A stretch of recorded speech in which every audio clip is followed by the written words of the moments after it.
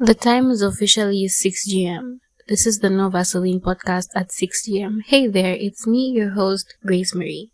In this episode, which is a tribute episode, so to speak, we talk about a road that most, if not all, Lusaka residents have used. It hosts some really important buildings and is kind of a main road, kind of. Along it, there is a Muslim center, a Roman Catholic cathedral, United Nations offices, a recently built flyover bridge that has a bit of controversy. We're not going to get much into that, but my favorite structure out of all of them in the area, Long Acres Mall. I can even hear the angels harmonizing as I say it. It is a beautiful place, and there is Alibaba supermarket. Who hates Alibaba supermarket? But we're not talking about the mall today. Our focus is on the person this infrastructure that makes all these different buildings and places accessible was named after. The jazz music and Zambian media legend Ali Kinkata. As with last episodes, show notes are available at novasilinepodstudio.com. If you have any information that needs to be corrected, please send me a message and I will gladly add what I have missed out. But without further ado, grab your coffee, tea, or sparkling glass of water and let's get right into it. Now, as with most Zambian history, I just see something and I'm given a vague answer. For example, the coup episode, which please listen, and I had so much fun doing it.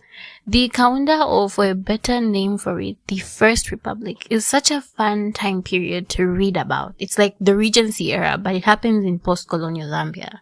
It is also filled with scandals all over, so it's almost like the perfect fit for this podcast. I thought that I would dive a little more into the Kaunda independence storyline, and this story is one of them. If you listen to the coup episode, we noted that Mwamba Luchembe had an attempted coup, and it was at around that same time that our dear president was owing to helping neighboring and nearby countries gain independence or freedom. Something of those lines. And just as a starter, I put a big red pin in that because we move from innocent media and life history to a little bit about the guerrilla battle of Zimbabwe, and it's going to be a huge jump that even I didn't expect to see coming. Alright, I have talked already about the road. Who is the person the road was named after? Ali Kinkata was born 10th July 1922 in Kasama. He had a Bemba mom and a Tonga dad, which is cool. They were already doing the impossible in the colonial Zambia. Marrying outside your tribe, I think, was not very common before independence. I believe it became very popular because Kaunda wanted to promote unity and oneness. So, almost the impossible in that time. He trained Ali Kinkata, trained as a school teacher. So, shout out to all the teachers. This was Ali Kinkata's first profession. So, y'all get inspired with this one. You need to be inspired with this one. In 1940, during World War II, the Abyssinian campaign began in East Africa. This campaign was fought by the allies of World War II, being mainly the British Empire and her colonies. Guess who is part of these colonies? Our very own Northern Rhodesia. Naturally, the people in these colonies enlisted. Ali Kinkata was one of them, and he was deployed in Burma.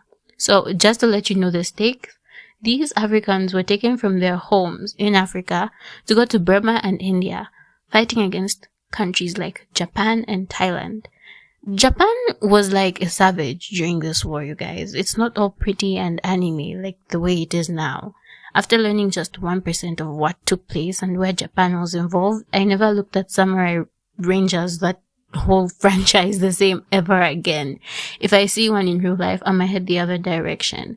Those people are dangerous and capable of doing so many scary things, but you can let me know if I should do an episode on World War II and the part where Zambian people were involved. After learning that Ali Kinkata enlisted to fight in this war, I have a whole different level of respect for him. Like, the bar was quite up high, but it's been raised a little higher because it's World War II. I mean, World War II, why wasn't he given more flowers? How did he survive that? Why does no one ever mention that he fought in the war? Thankfully, he came back home safe, and I just can't begin to imagine how his family felt when he returned, because World War II people. Okay, it was terrible. It was a bad thing. Moving on, when he came back from the war, he decided to begin his career in music by working with ethnomusicologist Hugh Tracy as a recording engineer. Hugh Tracy collected recordings for folk music all over Eastern and Southern Africa. This means that Ali Kinkata's career was off to a great start and explains a lot about his experience and skills. He later joined Central African Broadcasting Service, where he worked as an announcer and translator. He was quite busy, and honestly, his efforts are a reflection of free countries putting their music out there. His music blended cultural elements, the idioms, the language, the stories, the rhythm, and those traditional Zambian aspects with modern genres, current affairs, and modern life. It was just this beautiful blend of everything that was happening all around him during that time. He even composed some songs that had strong political themes. But this is the colonial to post-colonial period, so it wasn't released for obvious reasons. He recorded some of his music aside from his day job, but later he created a band called Big Gold 6 in 1965. Well, it's called Big Gold 6 now, but its original name was Lusaka Radio Band. This band is still in existence today, but with different members, because some of its members died from the time it was made, and the ones who are alive are way too old to be playing music like they used to. They can't manage the whole night. And I'm pretty sure, like, the time that I read the article, that article is pretty old. Maybe the event died. Like, a lot could have happened from then and up to now. Those guys were old. Their prime was in 1965. They cannot be in their prime now. So our dearest Alec was very gifted. It is said he could compose a song in the spur of a moment. And honestly, if you listen to his music, you could kind of tell. Some songs are slow and melancholic and just have that calm vibe, while others are so weird that you would have to rewind and think to yourself, is that what I heard, or am I imagining it all? And trust me, it's so true, because that's how I felt listening to his music as I was doing research for this episode. Conflicting emotions every 2 minutes. After some time, Ali Kinkata was promoted to Director of Broadcasting and Cultural Services. We love a good promotion, a well-deserved promotion. Unfortunately, he did not have as much time to record his music because this was a demanding job, director, but he continued his work of keeping traditional music alive. With him, basically, he worked to preserve traditional Zambia and also find a common ground between Zambian and global music. So this guy was doing the most. He was doing a lot. He is also internationally recognized. So Zimbabwe, Malawi, Mozambique, just almost all over Southern Africa, you would know, people would know about him, like, especially people who listen to really old music would know about him, and probably the Zimbabweans would claim him like the way they claim Victoria Falls, because he was that good, okay? He was that good. In 1974, Ali Kinkata retired from his work at Zambian Broadcasting Corporation, also a different side of history. So at this point in time, the Central Broadcasting Corporation has now become Zambia Broadcasting Corporation, ZMBC. He retired to live on his farm in Bukushi. He continued playing music for some time occasionally, like when he goes to maybe a party or like he's asked to perform something, but he was retired out of the limelight for good. Like, he was resting. He was getting the well-deserved rest that he needed after carrying all of African music on his shoulders. Alright, so we are going to now talk about the next important piece of the story, the Salah Scouts. I noticed that I didn't put a trigger warning at the beginning of the episode, so I'm going to put one right now. This part of the story is gruesome. So if you want, end here and live with your peace at Ali Kinkata retiring and skip about a good few minutes, maybe 20, 10, 15 minutes, and continue listening from there. But from here to the end, it's gruesome, it's not pretty, it's bad, it's triggering. So I advise you to just pause, maybe stop here if you want, if you're not ready for that. Don't listen to the rest. But if you're ready, let's talk about the Salah Scouts. Okay, so we're going to talk about the next important piece of the story, the Salas Scouts. The Salas Scouts is a regiment from the Rhodesian army. It was formed in 1966 after Southern Rhodesia issued its unilateral declaration of independence. So the people in Southern Rhodesia were tired of being under the British Empire. They now issued this Declaration of Independence, and since 1966 Rhodesia had been not affiliated with Britain and was an independent country with its own government. It is important to note that the minority in the country at that time, who were the whites, were ruling Rhodesia after the declaration of Rhodesia as independent from Britain. Another thing to note, so if you remember history very well, we had two Rhodesias. We had Northern Rhodesia and Southern Rhodesia. Northern Rhodesia got independence from Britain in 1964 and came to be now what we call Zambia. So the Rhodesia that was left was Southern Rhodesia, and Southern Rhodesia continued being Southern Rhodesia even in 1966 after it was independent from Britain. So because of where we are at in time, I will mostly refer to this country as Southern Rhodesia or Rhodesia because it's the only Rhodesia in existence. By the way, Southern Rhodesia is the now Zimbabwe that we know, right? Okay, so unilateral declaration of independence, and the whites were ruling Southern Rhodesia.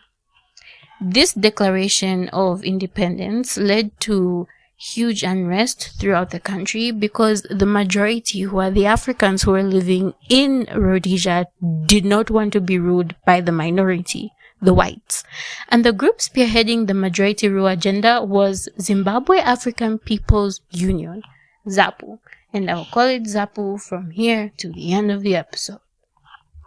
The Southern Rhodesian team, called the Salas Scouts, was officially implemented in 1973 and was led by Lieutenant Colonel Ron Raid Dalian. I apologize if I'm butchering that name, but even my PC has a red line under it, so I don't know if it's English. So it was implemented in 1973 when the guerrilla warfare became something more realistic as the Zimbabwe African National Liberation Army, ZANLA, became stronger and had taken over the eastern part of the then Rhodesia. Okay, so I think I've said a mouthful here. Let me just try to break it down. In 1973, the government of Rhodesia noticed that ZANLA and ZAPU had gained some kind of power over certain parts of Rhodesia. So they decided to implement these Salas Scouts to get rid of them because at this point in time, guerrilla warfare was about to start. Like, it was becoming, as I said, more realistic. So at this point in time, if you've listened to me well, you would ask, what is guerrilla warfare? According to Britannica, guerrilla warfare is a type of warfare fought by irregulars in fast-moving, small-scale actions against orthodox military and police forces, and on occasion against rival insurgent forces, either independently or in conjunction with a larger political military strategy. That's according to Britannica. So just to explain what this means, guerrilla warfare is where they're like, it's an irregular type of warfare. It's not your typical battle. I'm pretty sure when you think of a battle, you think of these two sides on a battlefield, like it's one battle, right? No, guerrilla warfare happens like this small group, like it's made up of tiny groups. So maybe you have 4 groups, east, west, north, and south. So all these tiny groups are fighting against probably the military or another rival group, and they're not fighting in coordinate, like as in one unit. They'll fight, this one strikes, another one strikes, another one strikes, and it's small scale. So it's not like one huge battle that happens all at once. It's like maybe there is a shooting here, or maybe there is a bombing elsewhere, or maybe there's arson in another place. So it's very confusing, it's very irregular, it's not your typical battle. Guerrilla warfare also involves extreme terror. even though its alignment is most likely with and for the people, it's still very scary and traumatizing. So it's kind of like this, it's like mini terrorism. And some military personnel, like those who are big officers of the military, consider these people who are guerrilla battle armies as terrorists. According to them, they're considered terrorists because obviously it involves huge terror and it's very, very traumatizing. For example, some extreme things that could happen to scare the military or police include slitting throats of military opponents while in battle, arson on police stations and camps, and just basically anything that could be used to incite fear into the police and military forces. Think of the most gruesome things. These people will do it just to make sure that the military and police are scared like the crap out of their pants. Like it's that intense. That's how much terror is involved. This type of warfare, being guerrilla warfare, has been in existence since 512 BC. This warfare existed before Christ. Like, it's pretty old and it's very common. Guerrilla warfare has been important in the liberation of people from terrible governments, which is kind of different from coup d'etat, which usually harms the country in the end. So, the art of war, we have the coup d'etat, we have now guerrilla warfare. And guerrilla warfare it's been used many times in the liberation of countries and people from terrible governments, as we are seeing here. So this guerrilla warfare is happening in Zimbabwe. We're talking mostly about the liberation of Zimbabwe, if you have not guessed it. Now, as I've said already, most times guerrilla warfare takes place in alignment with the interest of denizens and for a better life, no matter which sect of life the war is stemming from, whether it's political or religious, just any sector of life could bring about guerrilla warfare. They say that anything that could make a man pick a knife or a gun to fight could be the reason for guerrilla warfare. So it's not always one simple reason. The Celeste Scouts Regiment consisted of white settlers and black natives of the area, meaning the Africans. And in order for these two groups to trust each other, all of them, like all the people who were brought as Celeste Scouts, were given AK-47 guns with the firing pins removed. So, for those of us who have no idea what this means, basically, the firing pin is the part of the gun, which is part of the gun's firing mechanism. It's at the base of the cartridge and makes the fire for the gun. It's the part of the gun that makes the gun a firearm. It makes the gun go boom, and without it, said gun cannot go boom.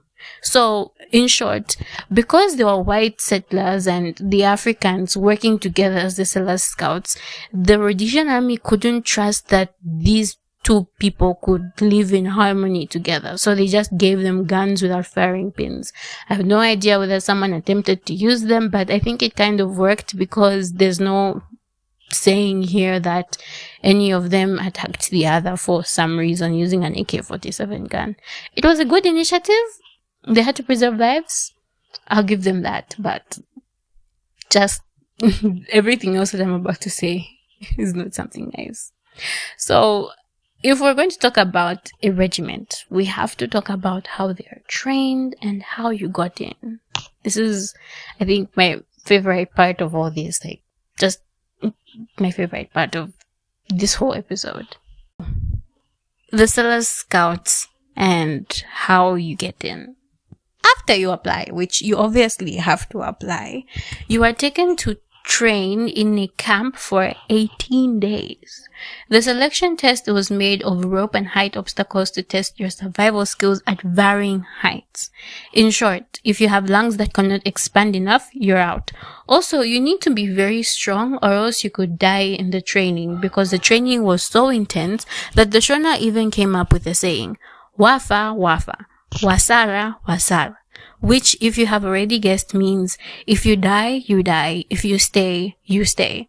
Now I'm going to say it in English for those who still haven't gripped the concept, okay? Ngawafwa, nishwafwa. Ngawashara, nishwashara. So, it's that intense. So, like, if you die, you're dead. If you stay, you are going to stay. You're going to continue suffering. So it was that bad. But it's not over yet. That's just like the introductory part of your resume. We need work experience. Hold on to your cup real good, because what I'm about to say will show you how serious they were. Alright? The real training took place for 8.5 months. This is entry-level training. I need you to keep that in mind. The training was in 5 good phases. The first was basic military stuff, the running and the whatnot, just like a continuation from the 18 days camp. The second phase was recovery and refit. And in this phase, things started to get real because you are taught how to track and you are taught bush warfare. In phase 3, we begin the real work of the scouts. Pseudo-terrorist training. I just cannot believe what I'm telling you, and if you're not shocked, let me tell you a little bit about phase 4, okay? In phase 4 of your entry-level training, this is entry-level training, this is basic training, this is what everyone else has to go through. So in phase 4 of your entry-level training, you have to be skilled at parachute-related things. This is important because if you cannot, for Christ's sake, use a parachute, you won't survive the next phase. Phase 5. Free fall parachute training and diving combat. Honestly, they lost me at pseudo-terrorist training, and I think I was almost dying at bush warfare, so I'm dead at this point. Like, I died even before we could touch a parachute. Just forget it. Like, if I was there, forget about me. I don't know about you, but you lost me at pseudo-terrorist training. That's why it ended for me. That's why I was gone forever. No way of coming back. So these people were trained and are ready to begin operations in 1974. They became known as merciless killers and murderers. They caused 68%, I apologize, they caused 68% of deaths during the guerrilla wars of Zimbabwe. Like if you had to round it off, 70% of the deaths. Okay, they caused that much of the deaths. Also, in their first year of operating, they managed to have a body count of 221 other gorillas. So just in year 1, you killed 221 other gorilla people.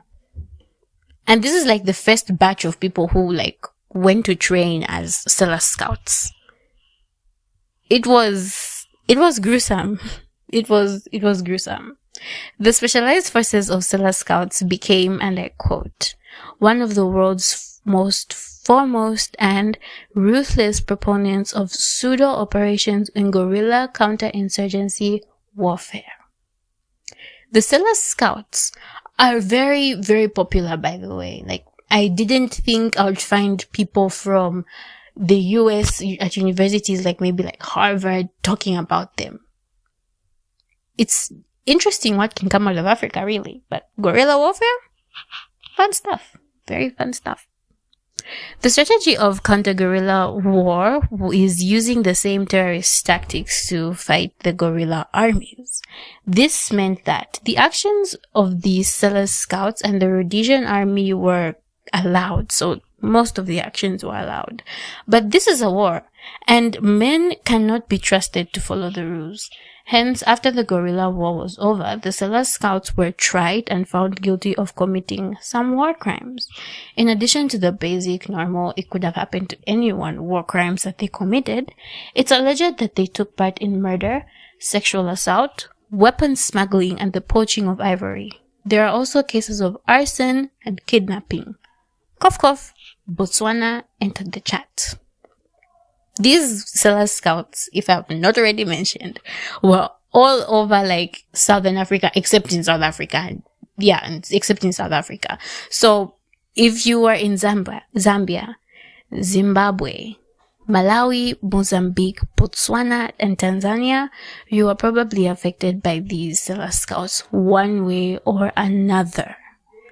The stellar scouts also participated in chemical and biological warfare, and this began in the early 70s, which you could guess is 1973, around that time, 74, when they began their operations. Do I love to hear this? No. Is it a fun thing to know that there is a way more complicated stuff than jumping off a parachute. You also had to be a seasoned biochemist. Yeah, like, that's a fun thing to know. What they did was poison bodies of water, including watering holes, stagnant water, slow-moving streams, and other bodies of water around gorilla camps in Mozambique. So this is Mozambique. If you were to look at a map and see where Zimbabwe and Mozambique are, you would gasp. You would be gasping that you've got asthma. It's just so shocking. Some of the poisoning that they did includes the poisoning of a body of water with cholera. They poisoned water bodies with cholera. Now, one particular time this happened, and very noted, was in August 1973, an operation called Operation Long Walk. It took place.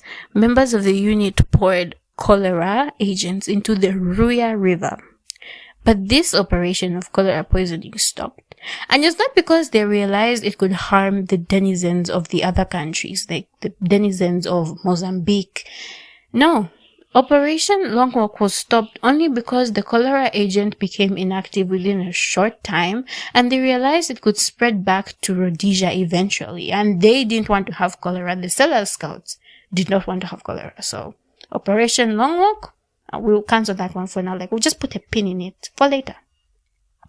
The other things that they did, they spread anthrax to livestock belonging to black farmers. So, livestock of primarily black farmers was infected with anthrax. But it does not end there at all. The livestock has anthrax. It's dead. It can't be eaten. After, they kind of caused a food shortage. Because they gave the livestock anthrax. They thought, you know what? Why not poison the canned meat? The only food left with thallium. They got the reserves of food, the canned food. You know, if it's canned, you know that it's going to be there for a long time. Got those cans, put thallium. They gave this poisoned meat to unsuspecting villagers who later died because of the poisoning. Moment of silence for those villagers who are unsuspecting. These Cellar Scouts were so ruthless. Like, it's disgusting. Like, as I was like even typing this, even though I'm talking the way I'm talking now, it really disturbed me reading the things that they were doing. But this is war. I mean, this is what I got myself into, and at least I give you a trigger warning. But again, it doesn't stop there. In Rhodesia, things are extraordinary. The Rhodesian government managed to get hold of guerrilla double-crossers. So, they were guerrilla people, but now they're working for the Rhodesian government. They would soak clothing and food in toxic organophosphates, and these would be given to the young people who had made the decision to join the guerrilla side of the war. And they were innocent, because they had not yet engaged in combat, but they were killed horribly by the people they trusted and thought were fighting for the same cause. It just disgusts me that the people who were probably soaking these things were their elders, the people who were even pushing for Zapu and Zanila to be in operation. Thank God, and thank God for karma. In a turn of events, the double-crossers died because of the exposure to toxic chemicals, which they honestly deserved for killing youths who are still innocent. Like, even though we don't condone war, these people who they poisoned and killed with the toxic organophosphates did not take part in any of the fighting.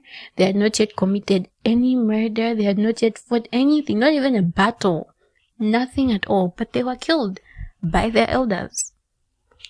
The Cellar Scouts tortured a lot of people. For them, as long as you're a human person, they will attack. They would capture black African guerrillas and try to convince them to join their side, because they also had some Africans there.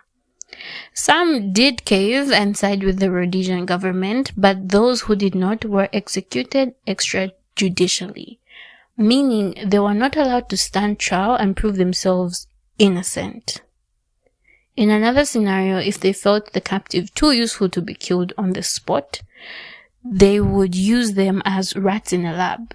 human guinea pigs for their biological experiments, which I've just talked about, and many of which we'll never know, but they're just as disgusting as the ones already talked about. The cholera thing, the anthrax thing, the thallium thing, organophosphate thing. So bad. Eventually, the people they used for their experiments died because what they went through was torture. Another one of the many evil things done by the Celestial Scouts was subjecting invalids to torture and killing them. They would take captives, diseased persons from a local hospital after they've bent down the hospital, of course, and just leave them without any medication. Other sick people were even just killed because they could not tell apart guerrilla enemies from civilians. Did I mention that they were also involved in the killing of civilians just because they could? That brings us back to our story of Ali Kinkanta. It was codenamed Operation Gateway. It happened in 1978 after the civilian Air Rhodesia Flight 825 was drowned by Zimbabwe People's Revolutionary Army, ZIPRA, guerrillas. So, ZIPRA was the armed wing of ZAPU, which was at the time waging a bush war against the Rhodesian government of Ian Douglas Smith. The Rhodesian government decided that the best response to this drowning of their aircraft was to attack ZIPRA bases across the border in Zambia. This operation was to be led by a person called Chris Dixon, aka the Green Leader. A cute, very innocent name for a ruthless guy, if you ask me. But let me just give you a little bit more context as to understand how ZIPRA found itself here in Zambia in the first place. So, in the 1970s, Kaunda's administration decided to play mediator in the wars between minority colonial white governments and the guerrilla movements that were done with those governments and ready to rule themselves. So, Kaunda's administration was like, okay, we gained independence, right? We can help these guys. So what they did was they would allow these guerrilla movements to come into the country as they are fighting their white governments. So in the early 70s, he starts letting the guerrilla organizations, for example, African National Congress and Rhodesia's Zimbabwe African National Union, to use Zambia as a base for their operations. Okay, cool. Ubuntu, right? Not exactly. Now, you see, Zambia was already struggling with the nationalizing of copper and volatility of international copper prices. So yeah, host a whole bunch of other people who are likely to bring more damage to infrastructure and threaten national security while we are already limping is not a great idea. It led to the loss of countless innocent Zambian lives like this life we're talking about today. The day slated for the raid was 19th October 1978, and on that same day, Ali Kinkata was minding his own business, going about his life on his way to his farm in Mukushi. His farm was unfortunately close to a training camp belonging to ZIPRA for its guerrillas. Celestial Scouts flew into Zambia using helicopters marked Rhodesian Air Force at very low altitudes, avoiding Zambian radar. Remember, pseudo-terrorist training, this is part of it. The scouts were aiming for the Mkushi camp. Chris Dixon, remember the guy who we said was leading Operation Gate League, was specialized for raids here in Zambia, so this probably wasn't his first. He was so good at his job and developed so much power that he ordered the Zambian Air Force to let Rhodesian Air Force come into Zambian airspace without permission from the Commander-in-Chief of our armed forces to fight their war against ZIPRA. They didn't even ask to use our country as a battlefield. Chris Dixon just flew in and he was like, Zambian Air Force, we want to use your airspace, so just give it to me.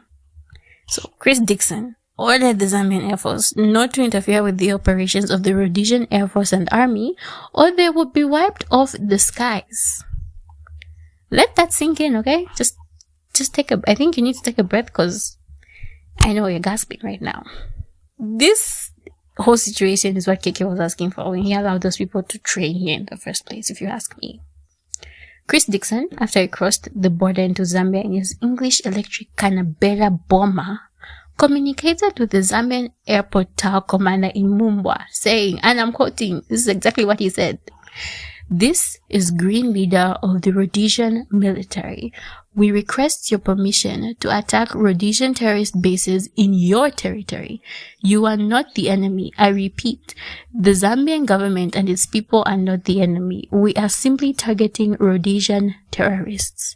And, this is polite, but if you look at military talk, this guy he's at the top. He's not even being polite. This is not even polite at all.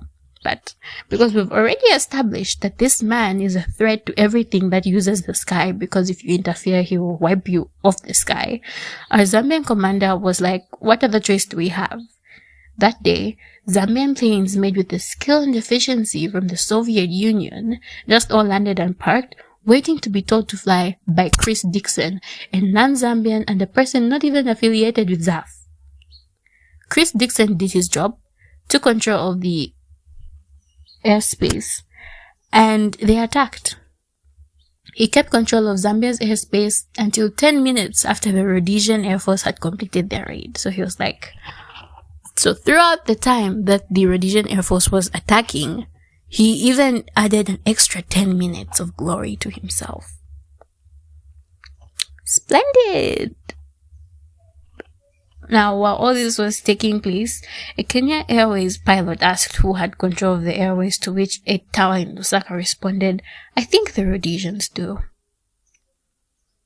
What a very interesting answer. Okay, they did. I'm pretty sure that they felt hopeless, because what else could they do? The country with a minority government took over the Zambian airspace.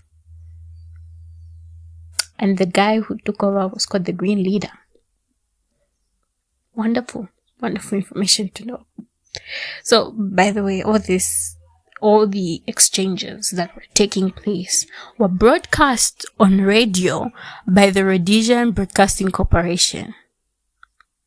And the song was made after the Green Leader because he was a Rhodesian hero. I feel embarrassed on behalf of the Zambian military. I feel embarrassed on behalf of ZAF. This is one of the most, they don't say, I know they don't teach this in schools for a reason. No, they don't.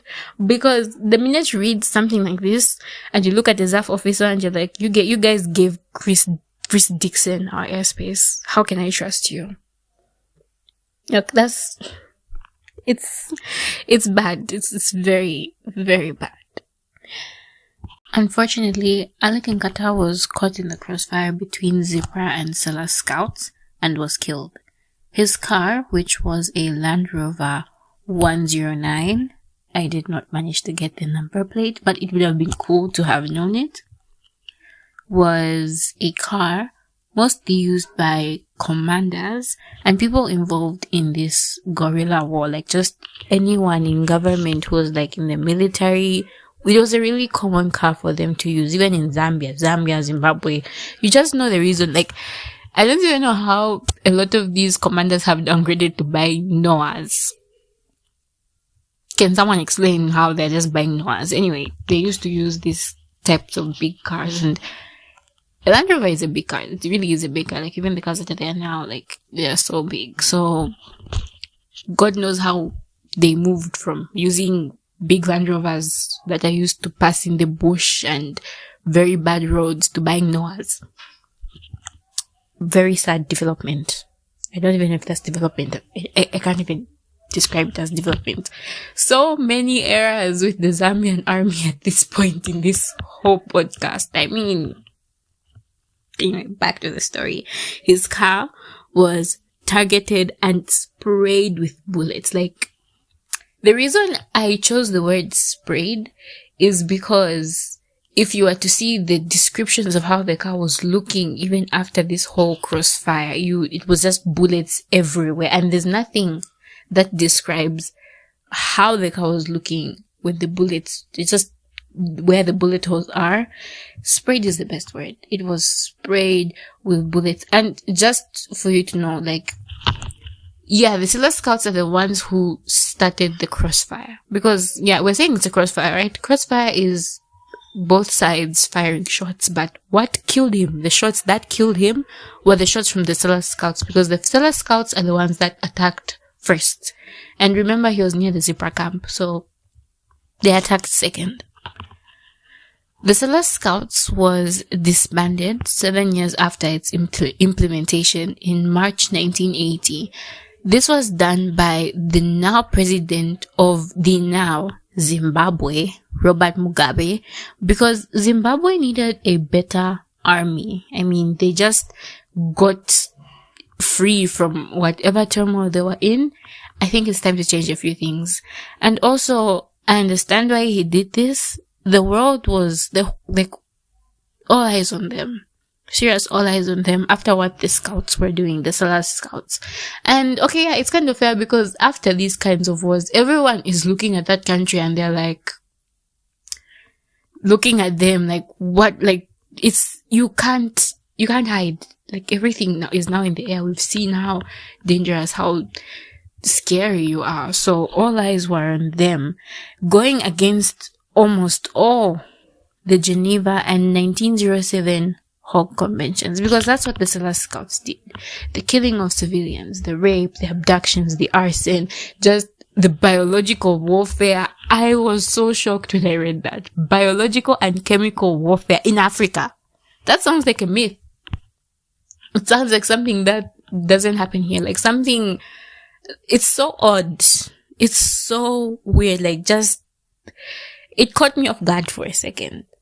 And I didn't know what to think, honestly, when I read that. I was so shocked. I didn't expect that, I didn't expect that. It was just such a surprise.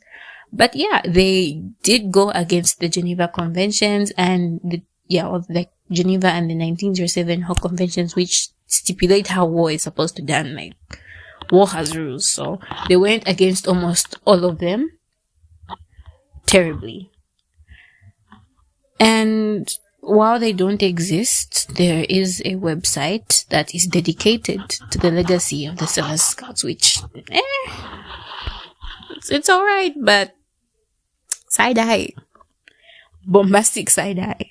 I have no idea whether it is there to remind people about the Rhodesian Bush War and the operation of the Scouts, and to, like, warn people, like, this shouldn't happen, like the reason why we learn history, those things, like, we don't want to repeat the same things. Or maybe it is there to glorify the atrocities of the Scouts, because if someone made a song about Green Leader, another person could hold on to the story of the Sailor Scouts and hope that one day just that regiment will resurface. And I bet it's one of them white folks. Because, like, okay, not being a person who is racist in what I'm saying, it just sounds like something that white people do. Because that's what most white people do weird things. No offense. Like, they do weird things. Even black people do some pretty weird crap. But a website? No African can sit and make a website about the Sailor Scouts. Let's just be honest with ourselves. We all know who it is.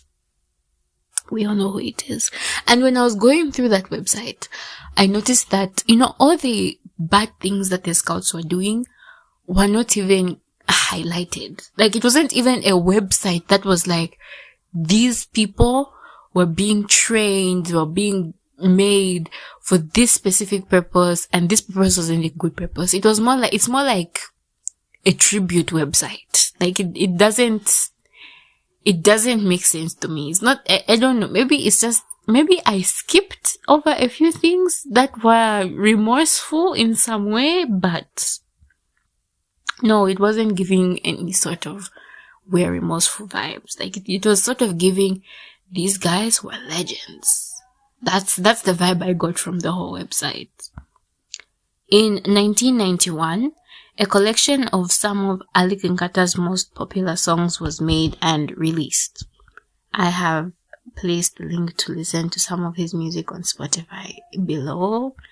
And by below, I mean on the website. So please check out novavaselinepodstudio.com and you can click the Spotify link.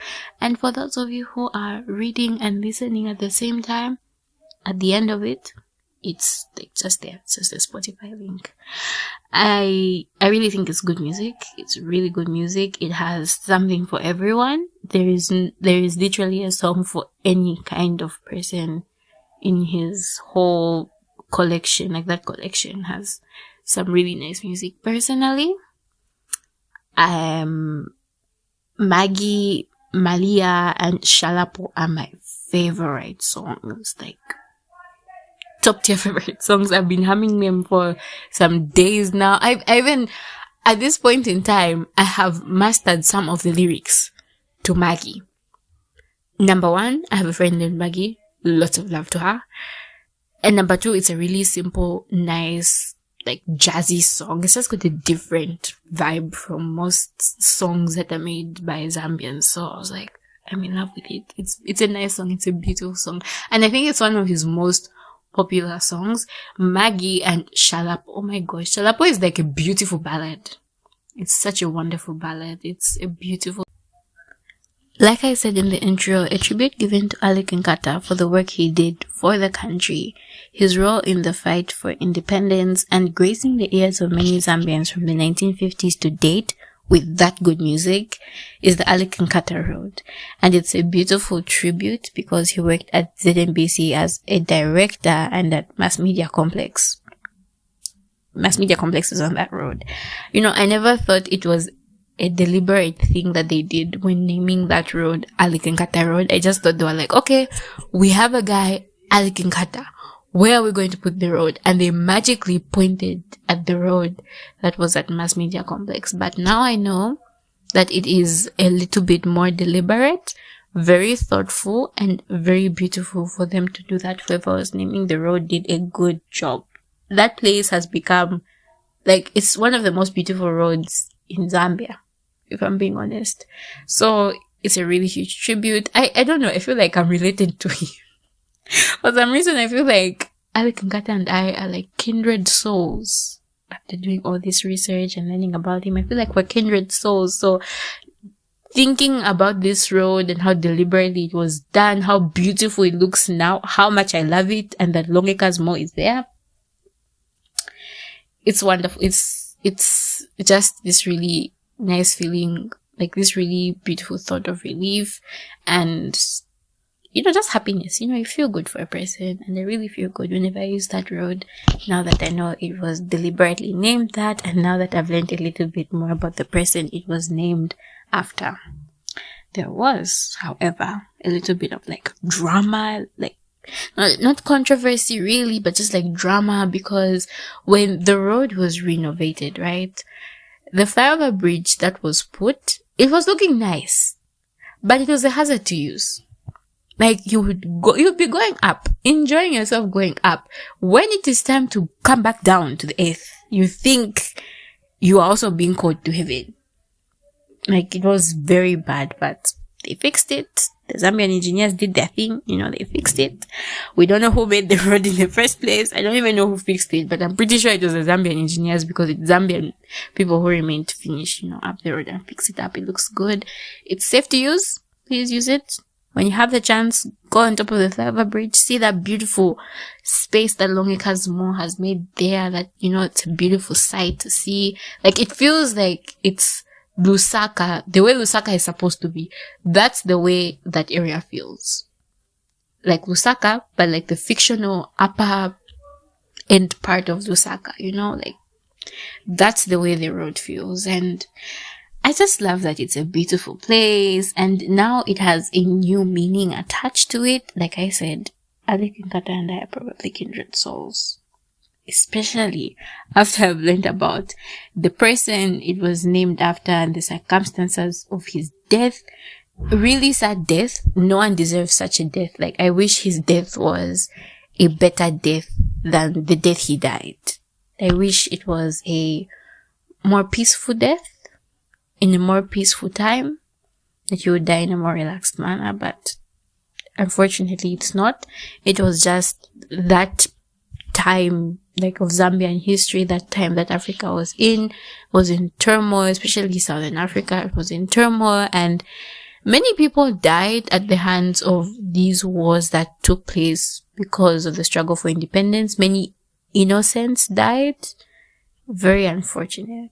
And honestly, he's not the only person who died because of it. There are many others. It's just really sad that he happened to be one of those in the books of this kind of death. It's a sad story, but it brings me joy to know that he will be remembered honorably for his work through the road. His children who are doing so much to keep his memory alive.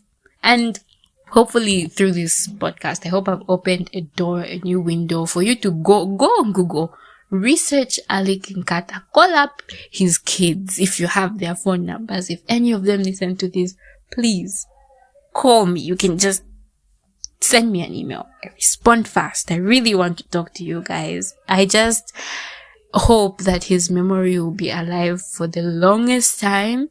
The thing with roads is that this road has lasted, but if we keep on not letting the story behind an item not being told, it will be forgotten forever. Like, most of us I didn't even know why that road was called Ali Kinkata Road. Like I said in the beginning, again, most of the time I ask about these things, I'm only told a vague answer, a short answer, something that's not answering me fully.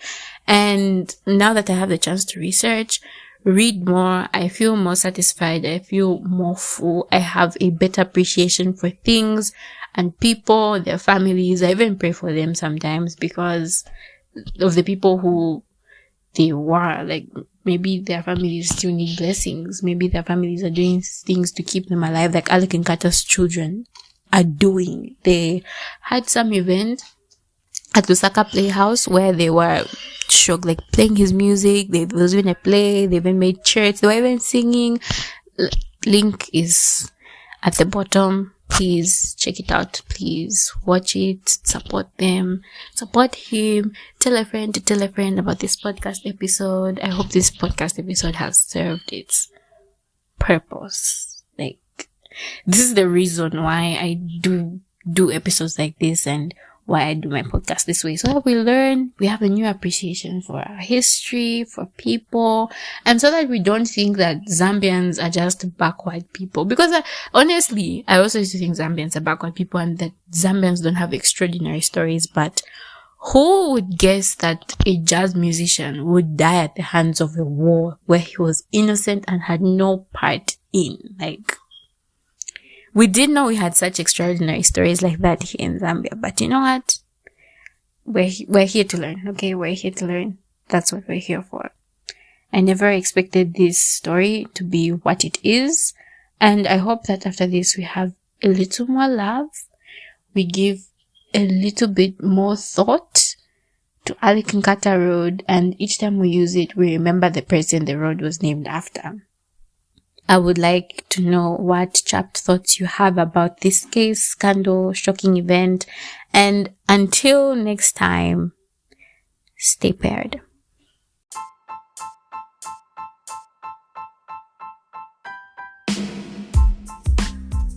We have come to the end of the episode. Thank you so much for listening. I really enjoy interacting with you also. To connect with me, you could leave me a message here through Spotify for podcasters or on Instagram. You could leave a comment on the website, and if you feel like it, send me an email. All the links are below. Bye!